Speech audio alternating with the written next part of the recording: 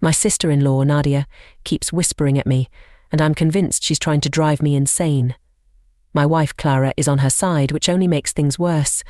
I have schizophrenia, and before Nadia moved into our house, I hadn't experienced symptoms in a long time.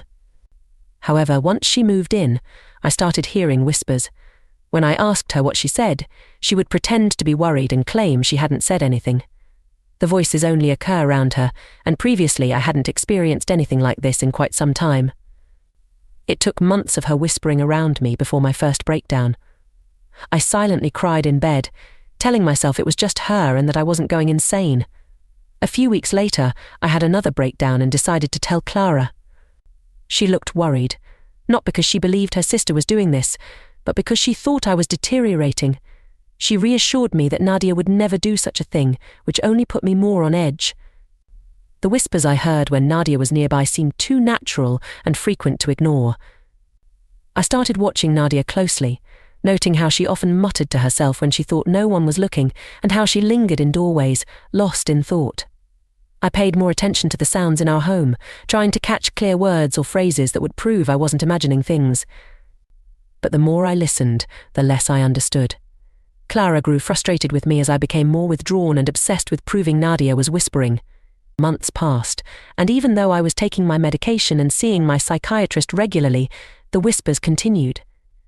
My doctor adjusted my medications several times to subdue what was diagnosed as auditory hallucinations, but no adjustments made a difference. Every tweak brought a flicker of hope that quickly faded as the murmurs continued. The more I heard, the more I studied Nadia's every action. I was certain she was whispering just low enough for me to hear, but without enough clarity for me to confront her directly. Clara watched my condition worsen and grew more concerned. Initially, she dismissed my accusations as a symptom of my illness, trusting her sister completely. However, as my fixation on Nadia's supposed whispers intensified, so did the tension within our home. Clara found herself torn between her loyalty to her sister and her commitment to support me. One evening, the situation escalated dramatically. While walking down the hallway, I heard a whisper, clearer than ever, unmistakably from Nadia. It was a simple, sinister murmur, just audible enough to catch. My heart pounded as I rounded the corner into the kitchen, where I found Nadia with a glass of water in her hand, seemingly oblivious to my presence. I was so over it at this point. I couldn't hold back any longer and yelled at her, demanding she admit to whispering to me. I asked her why she was doing this and what she could possibly gain from it. She acted like she didn't know what I was talking about and began to cry, then ran out of the house. I knew she was going to call Clara, and I panicked. Clara hates getting calls while she's at work, and I could only imagine how mad she would be when she found out about my confrontation. Nadia didn't come back home until Clara pulled into the driveway. My heart raced at the thought of what Nadia could have told her. If she would lie about the whispers, what else could she lie about? Clara walked inside the house and told me she was struggling to understand everything that was happening. I tried to give her my side of the story, but she asked me to let her finish. She said it broke her heart to see me suffer, but it was also hard to hear such serious accusations against Nadia. As I tried to explain, Clara said she didn't want us to lose what we had over something that might be my illness misleading us. Throughout this conversation, Nadia was behind her, crying and nodding in agreement. I couldn't believe how far she would take this lie. What was in it for her? I agreed to drop the subject for the moment, feeling that if I said anything more, it would come from a place of anger, and Clara wouldn't really hear me. The following day, after I had calmed down, I tried to speak to Clara about Nadia again. I explained how the whispers were deeply affecting me. Clara listened, but ultimately decided that my issues were too complex for us to handle alone. She suggested I needed more specialized help than could be provided at home. The idea of being admitted to a psychiatric ward was jarring. It felt like a drastic step, but it also acknowledged the gravity of my mental state. The idea of being sent away from her to a hospital made me feel like she was giving up on me. I didn't want to go, and when I tried to tell her, we ended up having a big argument. We both felt strongly and couldn't agree, which just made things worse. Instead of continuing to argue, I decided to be quiet and think of another way to show her what was going on. I had a plan. If Clara could just notice some of the weird things Nadia was doing, maybe she would understand why I was so upset. Over the next few days, I paid close attention to Nadia whenever she was around. Nadia seemed normal most of the time, but sometimes she did small things that were strange, like talking quietly to herself or stopping suddenly as if listening to something no one else could hear. Whenever Nadia did something odd, I tried to make sure Clara was there to see it. I didn't say anything, I just hoped Clara would start to notice these things on her own. My goal wasn't to make Clara scared or to spy on Nadia, but just to help Clara see what was bothering me. Clara kept a close eye on Nadia, noticing more of the strange behaviors I had pointed out. Nadia's quiet muttering and sudden pauses became increasingly apparent. I could see Clara's initial skepticism begin to wane, and she started to believe that something unusual was indeed happening. Seeing this shift, I decided to take further action. I began recording Nadia's odd behavior on my phone, capturing moments that might prove she was whispering intentionally. Each time Nadia exhibited strange behavior, I discreetly recorded it.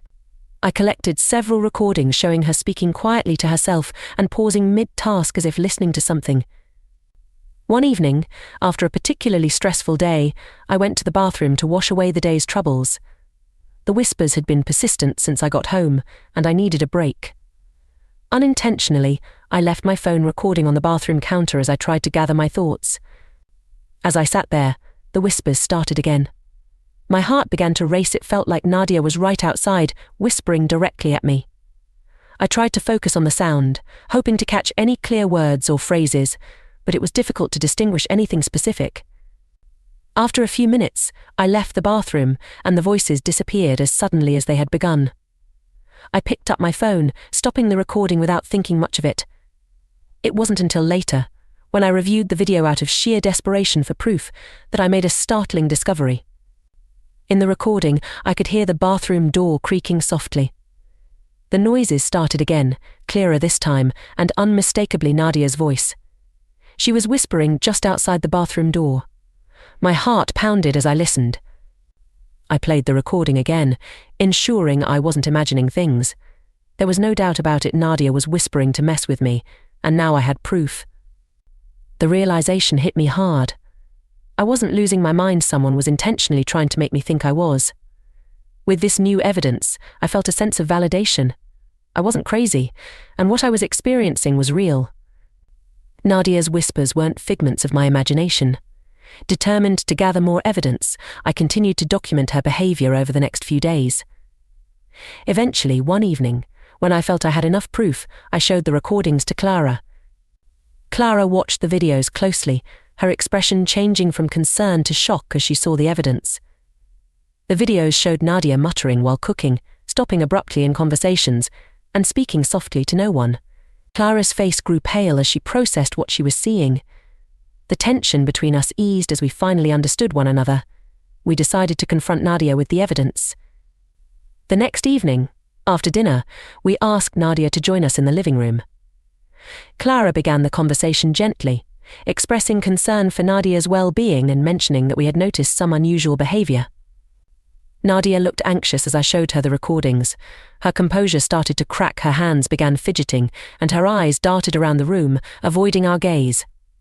After watching the recordings, Nadia finally broke down. When Clara gave her a moment to explain herself, her voice was barely a whisper. She admitted to whispering outside the bathroom door, in the kitchen, at dinner, and every other time. She acknowledged that she had been deliberately trying to mess with me. She looked ashamed. Clara pressed her for the reason behind her actions. She needed to understand why Nadia would do something so cruel. The urgency in Clara's voice grew as she demanded an explanation, losing patience with her sister. Nadia hesitated, struggling to find the right words. Finally, she confessed that she believed it was not safe for her to live in the same house as me because of my schizophrenia. She explained that she had read about the condition and felt convinced that I could become dangerous. Her whispers and strange behaviors were an attempt to protect herself by pushing me to seek more intensive treatment or to leave the house. Clara listened, trying to comprehend why Nadia had chosen such a hurtful way to address her concerns. The revelation that Nadia's actions were driven by fear didn't absolve her responsibility. Clara took a deep breath, trying to process everything. She told Nadia that while she understood her fear, her actions were unacceptable. She asked if Nadia comprehended the amount of harm she'd caused. Clara's voice wavered as she expressed the pain and stress the situation had caused both of us. She emphasized that trust had been broken. Nadia had tears in her eyes and apologized repeatedly. She expressed regret for her actions, admitting that she hadn't fully understood the impact of her behavior and was genuinely sorry for the pain she had caused. She promised to seek help for her own issues and to work towards making amends. Despite her apologies and efforts to seek help, the damage was too significant to ignore. The next morning, Clara asked Nadia to join us in the living room again. Nadia looked worried, sensing something serious was coming. Clara calmly explained that her behavior had deeply affected our lives and that we could no longer have her stay with us. Nadia listened, looking sad and resigned, understanding the consequences of her actions. Her expression quickly shifted from worry to anger. She became agitated, accusing us of using her and abandoning her just like her ex-boyfriend had done. Clara remained calm, though it was clear she was struggling to maintain her composure. Nadia's anger grew more intense. She insisted she had nowhere else to go and that we were her only family. The tension in the room was palpable, each word sharpening the divide between us. I stood by, feeling a mix of emotions. I understood her fear and anger, but the trust had been too deeply broken. Clara, though clearly affected by Nadia's words, stood firm. She conveyed that this decision was about ensuring a safe and healthy environment for everyone. Nadia's outburst didn't change the necessity of our decision. Her accusations were painful to hear, but we knew we had to follow through. Clara remained steadfast, even though I could see how hard it was to kick her sister out. She told Nadia that this was for the best. After the conversation, Nadia stormed off to pack her belongings. The atmosphere was tense, and the silence that followed her departure was heavy.